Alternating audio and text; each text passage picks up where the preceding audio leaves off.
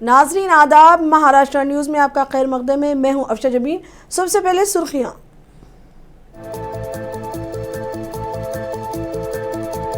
शिवसेना के एमएलए संजय गायकवाड़ ने canteen staff के साथ की मारपीट, खाने के खराब मेयार पर उठाया हाथ।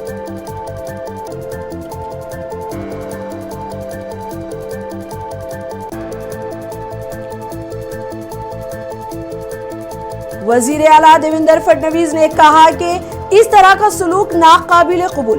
गायकवाड़ के इक़दाम ने तमाम कानून साजों की साख को किया दागदार।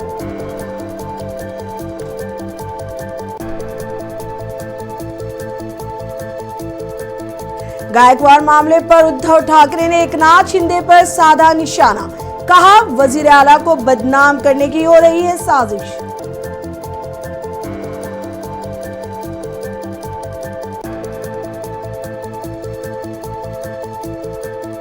एनसीपी एससीपी सदर शरद पवार ने एहतजाजी असातिज़ात के मसाइल हल करने का रियासती हुकूमत से किया मुतालबा।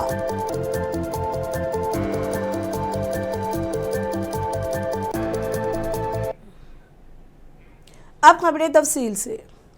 शिवसेना के एमएलए संजय गायकवाड़ का एक वीडियो सामने आया जिसमें वो मुंबई के आकाशवाणी हॉस्टल में एक कैंटीन स्टाफ मेंबर को मुक्के मारते हुए देखे जा सकते हैं।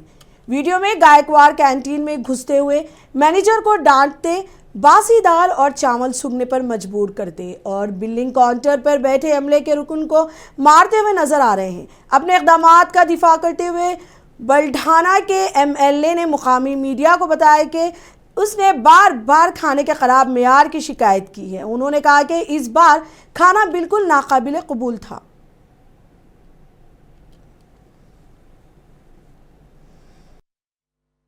देखो, ये आकाशवाणी की जो कैंटीन है, मैं 30 साल से यहाँ पर आता हूँ और 5.5 साल से यहाँ रह रहा हूँ। मैंने कई बार इनके खाने के बारे में इनको समझाया कि आप खाना अच्छा दिया करो। 15 दिन का अंडा, 15-20 दिन का नॉनवेज, सब्जियाँ 2-2, 4-4 दिन की। तो इसकी वजह से पूरे महाराष्ट्र के जो करीबन रोजाना यहाँ पर 5-10 हजार लोग जो आते हैं वो सब यहाँ खाना खाते हैं और हर किसी की यही कंप्लेंट है। किसके खाने में छिपकली निकलती है, किसी के खाने में चूहा निकलता है, किसी के खाने में रस्सी निकलती है। कल रात में मेरे रूटीन टाइम पर 10 बजे मैंने खाने का ऑर्डर किया। सो मैंने दाल, चावल और 2 चपाती मंगाया। चावल का निवाला मैंने खाते से मुझे महसूस हो गया कि इसमें कुछ तो भी प्रॉब्लम है। सो दूसरा निवाला खाने के बाद में मुझे वोमिटिंग हुई और मैंने उसका स्मेल लिया तो वो निष्कृष्ट दर्जे का खाना नहीं था, वो सड़ा हुआ खाना था।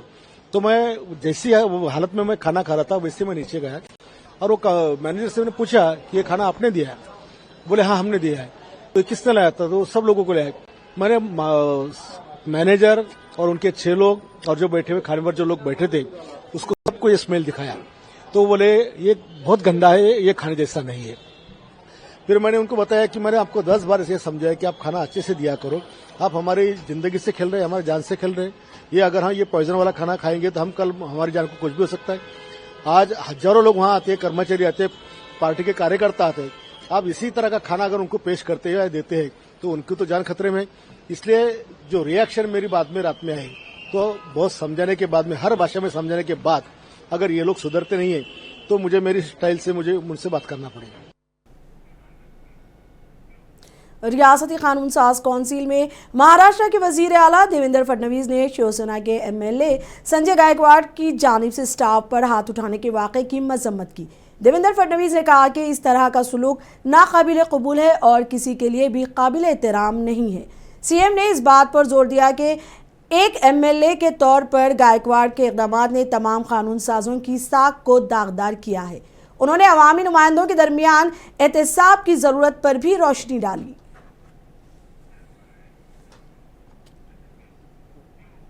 शिवसेना के एमएलए संजय गायकवाड़ की तरफ से खाने के खराब मेयार पर कैंटीन के अमले को थप्पड़ मारने पर शिवसेना यूबीटी के सरबराह उद्धव ठाकरे का कहना है कि वो उनकी पार्टी से नहीं है, वो शिंदे ग्रुप से है। उद्धव ठाकरे ने कहा कि उन्हें यकीन है कि वजीर आला को बदनाम करने की साजिश हो रही है, सब कुछ जानबूझकर किया जा रहा है। एकनाथ शिंदे वजीर आला बनना चाहते थे लेकिन उन्हें सीएम नहीं बनाया गया। मेरे पार्टी का नहीं हो सकता। एसनशी गटाचा आहे ना तो, त्याचं नाम ही एसनशी है और क्या उससे उम्मीद कर सकते हैं। लेकिन ये भी मुझे लगता है कि कुछ ना कुछ चल रहा है, मुख्यमंत्री जी को बदनाम करने का कुछ तो साजिश चल रही है। तो मुख्यमंत्री उन्होंने उनकी अँटेना जो है ऑन रखनी चाहिए आणि मला असं वाटतं की असं जर का कोण वागत असेल तर मुख्यमंत्र्यांनी असं मी ऐकलं की त्यांच्यावरती सक्त कारवाई करण्याचे आदेश दिलेत। करतात की नाही ते थोड्या दिवसात कळेल, नाहीतर मग मी म्हणेन की मुख्यमंत्र्यांचं त्याला पाठबळ आहे की काय। पण गायकवाड असं म्हणतात की संजय गायकवाड़ की जानिब से कैंटीन स्टाफ पर हाथ उठाने के मुख्तलिफ गोशों से शदीद मजम्मत की जा रही है। कांग्रेस लीडर नाना पटोले ने कहा कि संजय गायकवाड़ को इक़्तिदार का नशा है। उन्होंने कहा कि महाराष्ट्र में दहशत फैलाई जा रही है जिसका रियासत पर बुरा असर होगा। दीगर लीडरों ने भी शिवसेना एमएलए की इस हरकत की मजम्मत की है। मांग है राज्य सरकार से कि उनको अभी बॉक्सिंग का ब्रांड एम्बेसडर बनाया जाए और नया ड्रेस कोड लागू कर उनको भी अभी रिंग में उतारना जाए, क्योंकि आज उन्होंने ये दिखा दिया कि मैं कितनी अच्छी तरह से मारपीट कर सकता हूँ। दुर्दैव की बात है कि जो मुद्दा था वो रास्त था, लेकिन जिस पद्धति से जो करने का काम किया गया, मुझे लगता है देखिए बात ऐसी है कि अगर खाने की क्वालिटी में कुछ क्वालिटी के बारे में किसी को शंका है तो एक कुछ तरीके हैं उसके बारे में उसको एड्रेस करने के लिए। वो कंप्लेन होनी चाहिए, सरकार ने उसकी दखल लेनी चाहिए। लेकिन जिस तरीके से सत्ता में बैठे हुए पार्टी के विधायक आज किसी गौर गरीब आदमी को मारहान कर रहे हैं, उनको पिटाई करे, ये ठीक नहीं है। ये महाराष्ट्र की राजकीय संस्कृति को ये नहीं होता। तो इसके लिए संजय गायकवाड़ जी को उनके पार्टी के आज की जिस तरह के ये गैर वापर करे सत्ते का, ये ठीक नहीं है। कानून इनके हाथ में है, सब है, तो कानून हाथ में लेने की क्या जरूरत है। वो गरीब आदमी है, मजदूरी कर अपना पेट भरता है, अपने परिवार का पेट भरता है। इसको मारने का अधिकार इन लोगों को किसने दिया है? और इसलिए सत्ता का जो मान इन लोगों का है उसी का परिणाम है। ये लोग कानून हाथ में ले रहे हैं और उसके परिणाम महाराष्ट्र में जो दहशत फैलाने का काम इन लोगों को कर रहे हैं।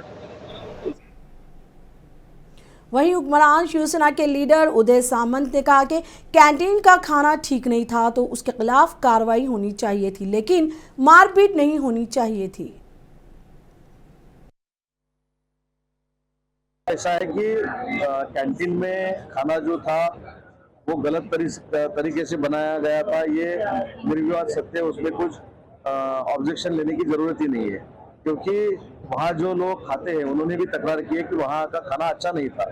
लेकिन मारपीट करना ये भी उचित नहीं है। शिवसेना एकनाथ शिंदे साहब जो हमारे मुख्य नेता है वो उनसे बात करेंगे और उनसे भी सवाल पूछा जाएगा कि ये क्यों किया गया है। एक तो ऐसा है कि जो कॉन्ट्रैक्टर है जिसने ये खाना बनाया है उसके ऊपर भी कार्रवाई होनी चाहिए, इसमें किसी का भी दुमत नहीं है।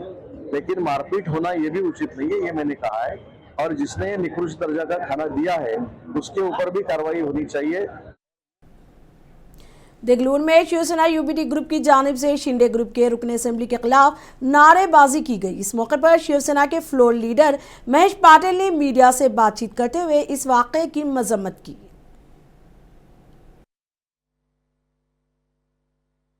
मेरे साथ नांदेड़ जिला प्रमुख बब्बन राव बारसी साहब है। आइए इनसे जानने की कोशिश करते हैं। सर मुझे ये बताइए, परसों जो शिंदे गुट के जो आमदार है जिन्होंने खाने को लेकर एक व्यक्ति पे हाथापाई की है, इसके बारे में आप क्या कहेंगे सर, जिस तरह से जो हालात महाराष्ट्र के बन रहे? वो जो गद्दार आमदार है संजय गायकवाड़, उन्होंने जो गरीब वेटर के ऊपर हाथ उठाया, वो उन्होंने जो फुल नशे में वो गरीब को सादा दाल खराब है बोल के उसको इतना भान नहीं है कि उसके आंग पे शर्ट नहीं है, पैंट नहीं है, टावेल पे बनियान पे आके वो गरीब आदमी को मारझोड़ कर दिया। उनको जो है वो मस्ती की और 50 खोखे की मस्ती आए वाली है। जो सत्ता है ना, सत्ते की और 50 खोखे की मस्ती आए वाली है। ये इसके वजह से उन्होंने जो गरीब आदमियों को मारझोड़ किया वह बहुत गलत है। हमारे नांदेड़ जिला शिवसेना उद्धव बाला साहब ठाकरे की ओर से उसका हम जाहिर निषेध करते हैं। ये जो गद्दार शिंदे के जो एमएलए है एमएलए को सत्य की मस्ती आ गई। सत्य की मस्ती आने से इन्होंने गोर गरीब लोगों के ऊपर हाथ उठाना, उनको मारझोड़ करना, इनका बहुत हिटलर की हिटलरशाही नहीं रही तो ये गद्दार शिंदे की शाही कब तक रहेगी। ऊपर चले गया, नीचे लाए।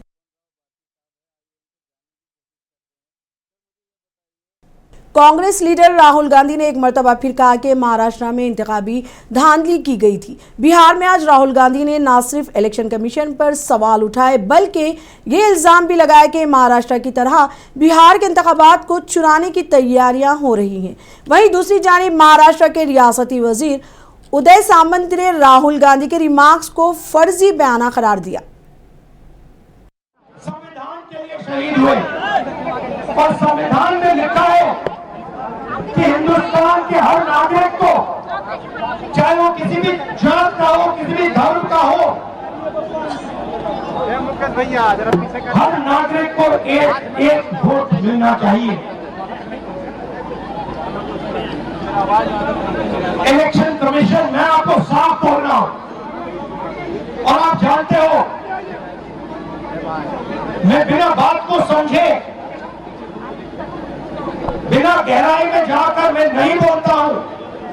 मैं हिंदुस्तान की जनता को और बिहार की जनता को कह रहा हूं कि महाराष्ट्र का चुनाव चोरी किया गया था और जैसे महाराष्ट्र का चुनाव चोरी किया गया था वैसे ही बिहार का चुनाव चोरी करने की कोशिश की जा रही है।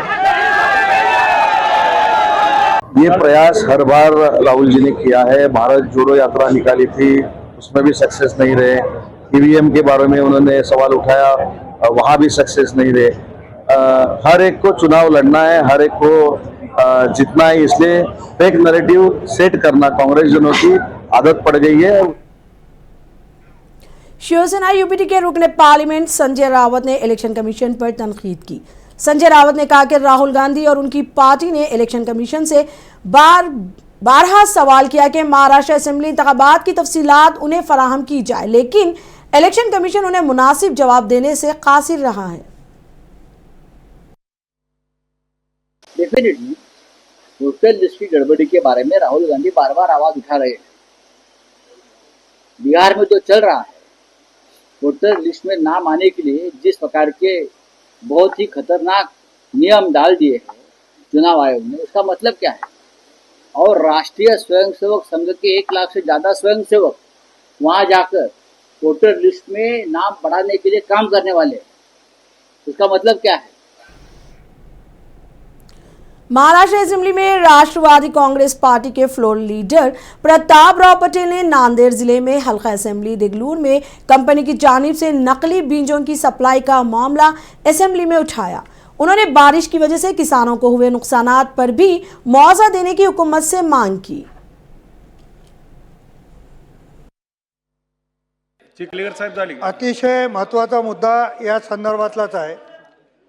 माननीय मंत्री महोदयांना आपल्या मार्फत नांदेड जिल्ह्यामध्ये जे पेरण्या झालेल्या आहेत त्यामध्ये जवळपास 1000 शेतकऱ्यांच्या शेतामध्ये उगवण झालेली नाही। एनसीपी एससीपी सदर शरद पवार ने मुतालबा किया कि महाराष्ट्र हुकूमत रियासत भर से इमदाद याफ्ता और जुज़वी तौर पर इमदाद याफ्ता स्कूलों के असातिज़ात के साथ यहाँ जारी एहतजाज को हल करने के लिए फौरी कार्रवाई करे। वो जनूबी मुंबई के आज़ाद मैदान में एहतजाजी असातिज़ात से मुलाकात के बाद सहाफ़ियों से बात कर रहे थे। इमदाद याफ्ता और जुज़वी तौर पर इमदाद याफ्ता स्कूलों के असातिज़ात ने यह दावा करते हुए एहतजाज शुरू किया है कि हुकूमत ने ऐलानात के बावजूद उनके इदारों को ग्रांट में इजाफा नहीं किया है। उन्होंने कहा कि अब उन्हें जो भी ग्रांट मिल रही है वो किस्तों में जारी की जा रही है, जिनसे उनके स्कूलों के इंतज़ाम में रुकावट है। महाराष्ट्र के साबिक वजीर आला उद्धव ठाकरे और एमएलए आदित्य ठाकरे ने आज़ाद मैदान पहुंचकर एहतजाजी असातिज़ा से मुलाकात की। इस मौके पर उद्धव ठाकरे ने हुकूमत से असातिज़ा की मांगों को पूरा करने का मुतालबा किया। आज़ाद मैदान में असातिज़ा के एहतजाज पर एनसीपी एससीपी के एमएलए रोहित पवार का कहना है कि हुकूमत आने के 10 माह बाद भी असातिज़ा को वो ग्रांट नहीं मिली है जिसका ऐलान से वादा किया गया था। रोहित पवार ने कहा कि अगर हुकूमत ने एहतजाजी असातिज़ा के मुतालबात ना माने तो इसे भारी सियासी कीमत चुकानी पड़ेगी। देखो 14 अक्टूबर 2024 मतलब जो इलेक्शन है विधानसभा का जो महाराष्ट्र में हुआ था उसके आचार संहिता लगने के एक दिन पहले एक जीआर निकाला गया था इन टीचर्स के बारे में। वो जीआर ऐसे था कि अनुदान इन सब जो टीचर्स है उनको वो मिल जाएगा। महाराष्ट्र के साबिक वजीर आला और कांग्रेस के सीनियर लीडर पृथ्वीराज चौहान ने कहा कि रियासती हुकूमत ने 3 जुबानों के फॉर्मूले को लागू करने की कोशिश की, लेकिन महाराष्ट्र के लोगों ने इसकी मुखालिफत शुरू कर दी, जिसकी वजह से रियासती हुकूमत को अपना फैसला वापस लेना पड़ा। उन्होंने कहा कि कुछ लोग इसे मनाना चाहते हैं और इसका क्रेडिट लेना चाहते हैं। नॉलेज देने वाली भाषा है, उसको रखिए पहले से और हिंदी को बाद में रेकमेंड कीजिए। लेकिन जो बीजेपी आरएसएस की जो माइंडसेट है दिल्ली का, कि उनका यही है कि बस एक देश एक मजहब, एक देश एक भाषा, एक देश एक कर पद्धति, एक देश एक इलेक्शन, वो सब एक के पीछे पड़े हुए हैं। शिवसेना यूपीटी के सीनियर लीडर आनंद दुबे ने कहा कि बीजेपी जानबूझकर हिंदी जुबान के जरिए लोगों को तकसीम करने की कोशिश कर रही है। आनंद दुबे ने कहा कि महाराष्ट्र असेंबली इंतखाबात में मराठी लोगों ने बीजेपी को इख्तिदार सौंपा और आज बीजेपी और उसके लीडर निशिकांत दुबे मराठी बोलने वालों की बेइज्जती कर रहे हैं।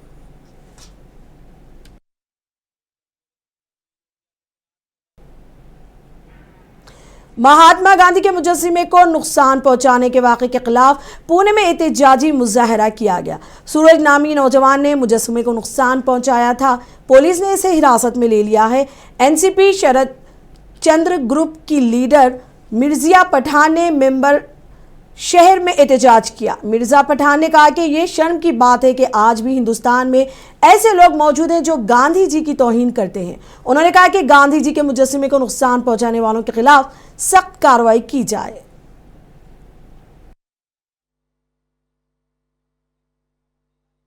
ये बहुत शर्म की बात है कि हमारा देश इतना आगे जा रहा है मगर हमारे देश के लोग इतने पिछले हुए काम कर रहे हैं, इतने गिरे हुए काम कर रहे हैं।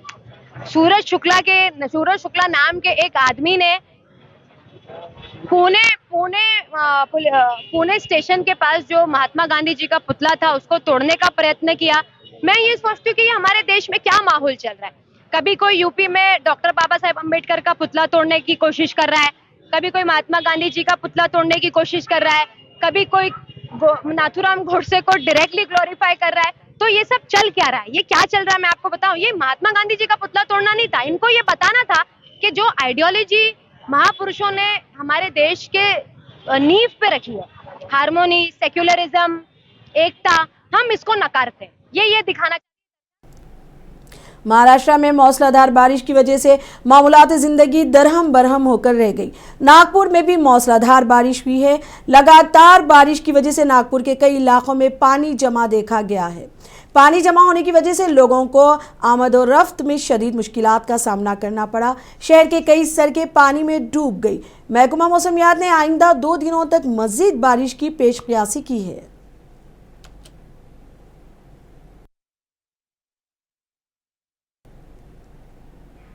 थाने जिले में पुलिस ने एक बैनुल-अक़वामी मंशियात स्मगलर को गिरफ्तार किया है, जिसके कब्जे से 2 करोड़ रुपए की मंशियात भी जब्त की गई। पुलिस के मुताबिक गिरफ्तार ये गैर मुल्की शहरी आइवरी कोस्ट का रहने वाला है और कई दिनों से डोंबिवली के नीलजे गांव में छुपा हुआ था।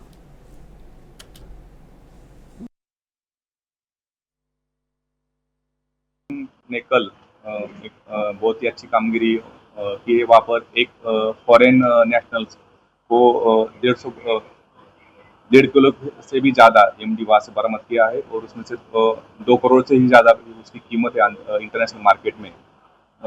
उसका नाम जो है जिसको ताबे में लिया है उसका नाम ईसा बकावे का, वो आइवरी कोस्ट अफ्रीकन कंट्री का रहने वाला है और कल हमारे सीनियर पे उनको टीम को ऐसी इन्फॉर्मेशन मिली थी कि ये जो नागरिक है निर्जय एरिया में EMD बेचने के लिए आने वाला है, और वो हमारी टीम ने वापस जाकर छापा मारा है और उस छापे में हमको इतना बड़ा माल हस्तगत हुआ है। और इसके पहले ही जो यहाँ पर मानपाड़ा पुलिस स्टेशन में जो ऑफेंस रजिस्टर किया था उसमें भी हमने 4 आरोपी को अरेस्ट करके उनसे भी 2 करोड़ से भी ज़्यादा EMD अभी तक उसे बरामद किया है। दोनों ही केस में हमारी पूरी इन्वेस्टिगेशन चल रही है, माल कहाँ से आता है, कहाँ पर मैन्युफैक्चर होता है और सप्लाई कहाँ पर होता है, इसके बारे में हमें पूरी तरीके का शुरू है। जल्दी हम इसमें और आरोपी और